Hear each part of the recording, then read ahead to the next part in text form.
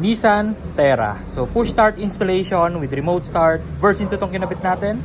May kasama ng app control to na pwede sa iOS or Android devices.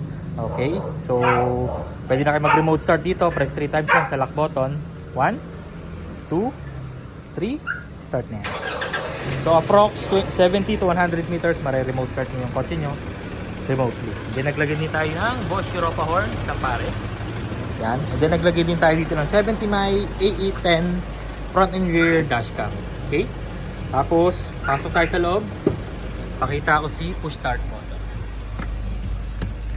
Yan. Ito yung button na kinabit natin. Kulay red yung illumination niya. Pag aksidente mo na pindot, hindi mamamatay yan. Kahit maghapon, magdamag, isang linggo, isang buwan ka magpipindot yan.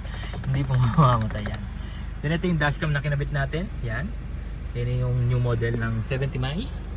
4K resolution yun guys. Front and rear.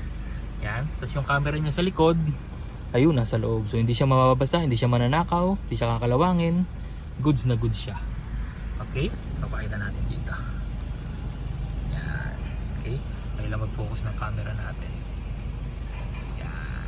Alright? So may mobile application na rin yan na pwede nyo i-download yung mga footage without getting the SD card. Alright? Then yan, balik tayo sa push start. Pag tumapak kayo ng brake, automatic lock na rin lahat ng doors. And then even naka-andar, pwede ka mag-unlock. Pwede ka mag-lock sa key fob. So for example, may bibiling ka lang saglit sa mga 7-Eleven, mini stop, iwan mo naka-under yung auto mo, ilock mo lang sa labas, bili ka na. Pagbalik mo, unlock, pasok sa loob, ilock mo ulit, safe ka na. Kasi sa stock system, hindi pwede yun. Kailangan nyo pang patayin yung makina nyo para mailock nyo siya from the outside. Alright? Then matic transmission, park luggage, tsaka handbrake. Kapag naka-drive or naka-reverse, hindi nyo siya mapapa-start. Alright? Tapos pag gusto mong start, gusto mong patayin, apak sa brake, isang pindot, patayin na yan. Gusto mong start, apak sa brake, isang pindot. Napakadali lang gamitin para ka lang naglalaro or para lang siyang typical push start system ng kasa. Alright, so 2 years warranty, naka Burman's promo, and then yun, guaranteed clean wiring syempre dito yan sa Gavin Auto Accessories PH. And yun, maraming salamat at may tumatawag na kay boss.